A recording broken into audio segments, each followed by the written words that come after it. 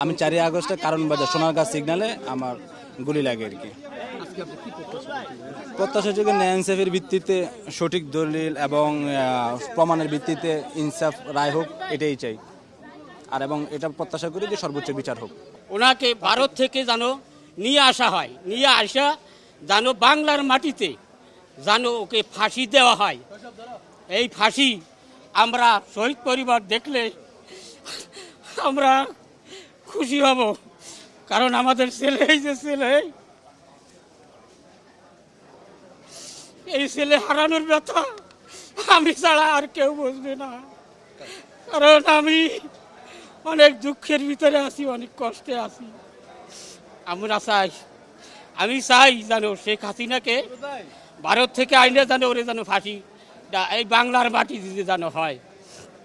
আড্ডা post office গল্লির মুখে মানে গুলিবিদ্ধ হয়। এই যে জি জি, এই যে আমার ছেলে ডাইন পাশে গুলি লাগা, পিছন থেকে গুলি লাগা, সামনে এরকম বগলা হয়ে বাউরে গেছে। রাজসাক্ষী যিনি হয়েছেন আইজিপি আব্দুল্লাহ আল মামুন, তার ব্যাপারে যতটুকু শুনতে পাচ্ছি তার শাস্তি কিছুটা মওকুফ হবে। তবে আমরা শহীদ পরিবার থেকে আমরা চাই না যে তার শাস্তি একেবারেই না হোক, তার শাস্তি কিছুটা মওকুফ হলেও তারও সর্বোচ্চ শাস্তি আমরা চাই। আমরা শেখ হাসিনার ব্যাপারে যদি বলি, যদি খুনের শাস্তি যদি ফাঁসি হয় তবে তার ক্ষেত্রে ফাঁসি চাই। তবে সে বিগত 17 বছরে যা যা করেছে এটার শাস্তি শুধুমাত্র মনে হয় না একবার ফাঁসি দিলে তার এই শাস্তিটা মানে তার যতটুকু প্রাপ্য সে ততটুকু পাবে। তাকে কয়েক হাজার বার যদি ফাঁসি দেওয়া হয় তারপরও কিন্তু তার যে পাপের শাস্তিটা হবে না, যতটুকু সে ডিজার্ভ করে।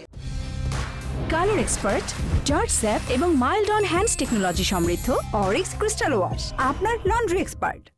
আমি শহীদ শাফিকুদ্দিন আহমেদ আহনাফের মা, বিএফ শাইন কলেজের একাদশ শ্রেণীর ছাত্র ছিল। গত 4 আগস্ট 2024-এ এই খুনি হাসিনা আমার ছেলের বাম বুকে গুলি করে ডান বুক থেকে বের হয়ে যায় আমার ছেলের।